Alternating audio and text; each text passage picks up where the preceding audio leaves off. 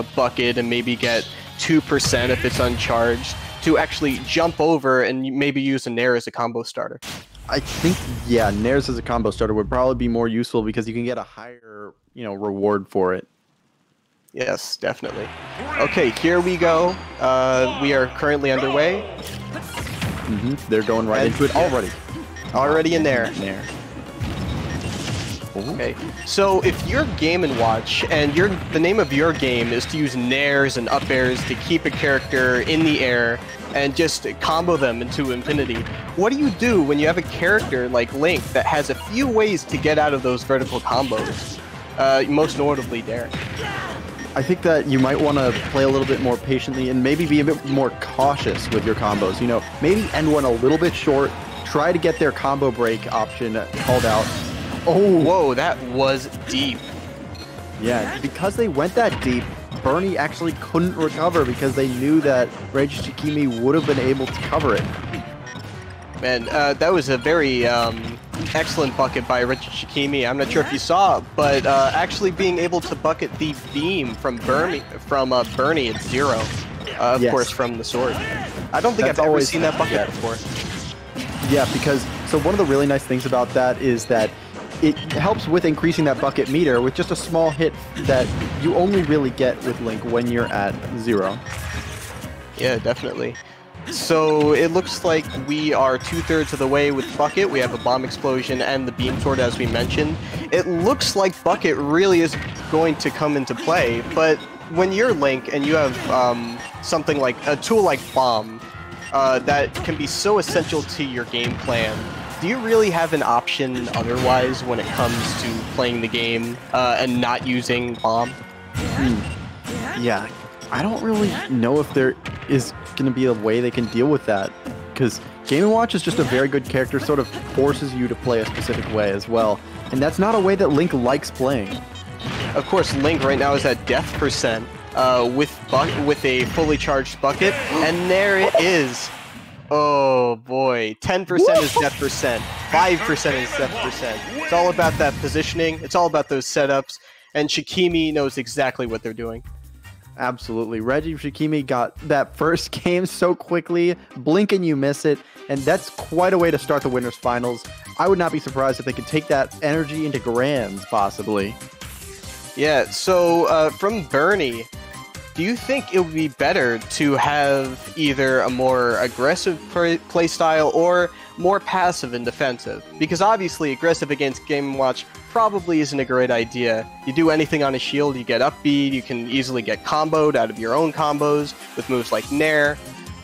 But at the same time, you have the benefit not only of having Link's huge disjoint in his sword and moves like F-tilt that can kill incredibly early, but you also have Nair, which can completely counteract things like Chef.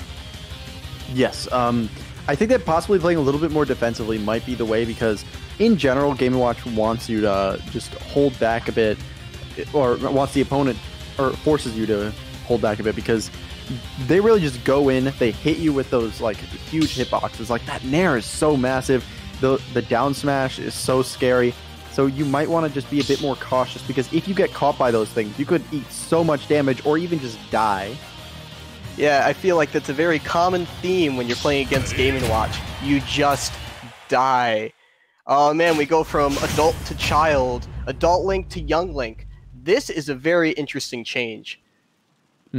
So one of the big differences is that, I actually don't know how the bucket interacts with young Link's arrows, because I know that it has energy. Reflect, yeah. It has energy as well, though, through the fire part. So it might be possibly that it gets the fire part absorbed and then the reflector doesn't quite happen. That's true, actually.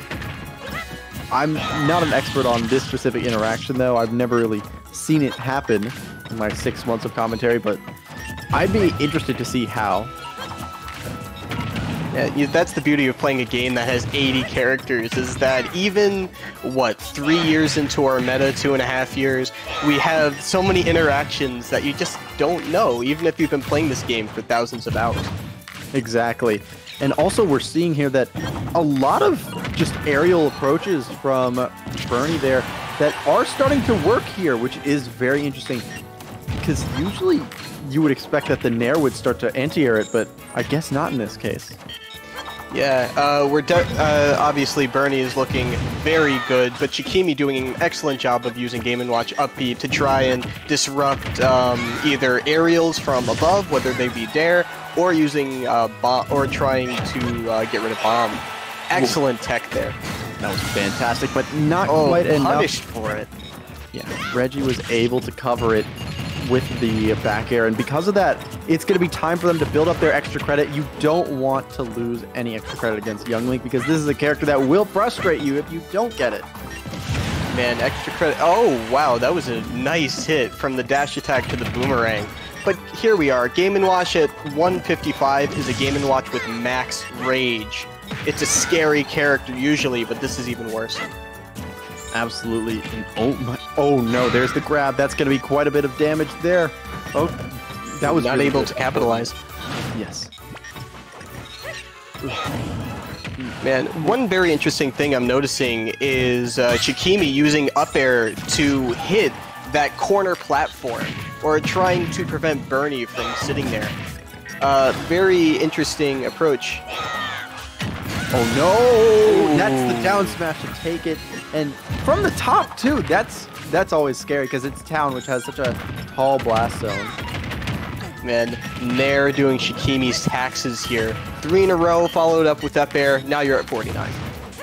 Yeah, and oh my god, every single time that Bernie wants to get one of those combos, Regi Shikimi just knows this matchup so well, clearly, because they avoid it every single time. Man, doing an excellent job weaving around all of Bernie's projectiles and mix-ups with aerials.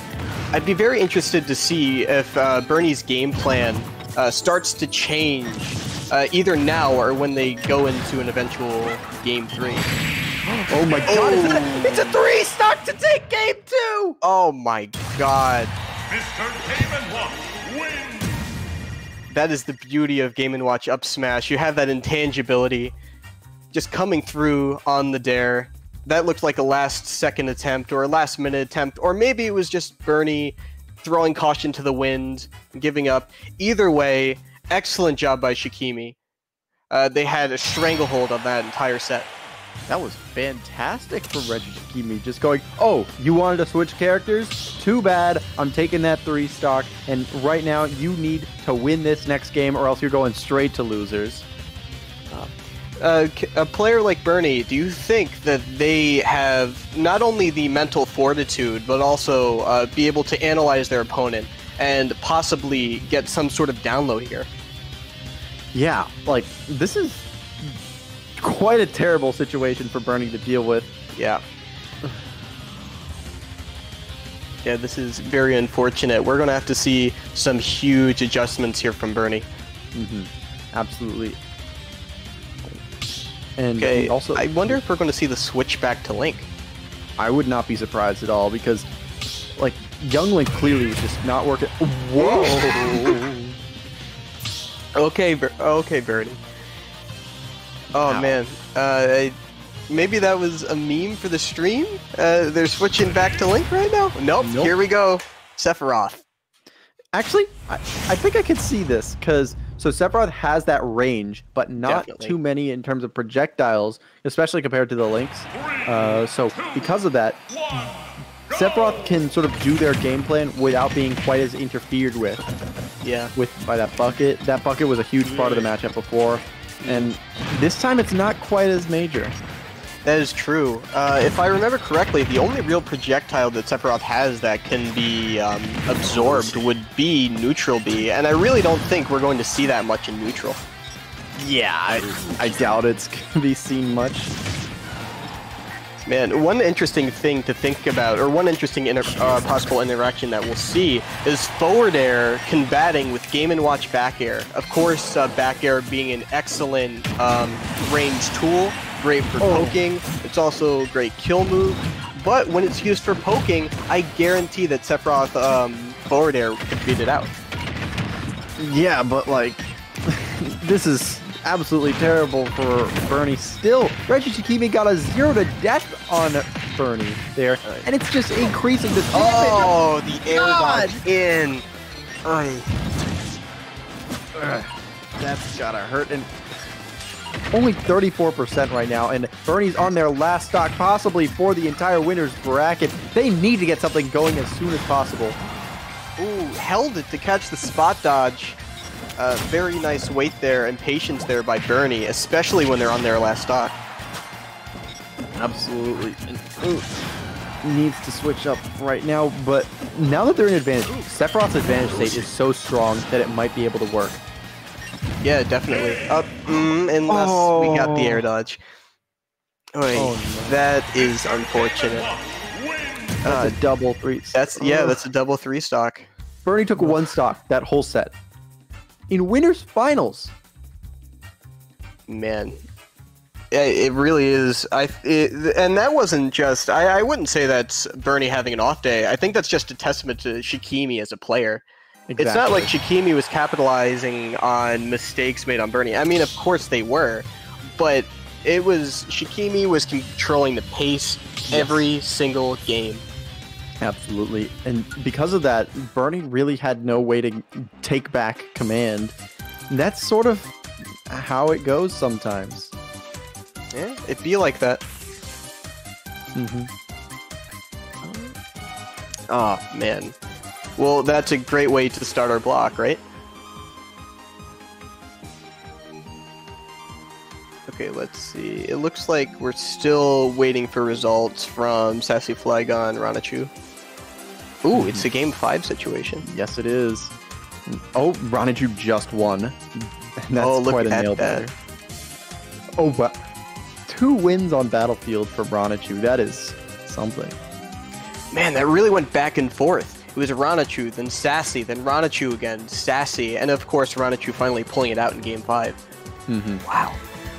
Yeah.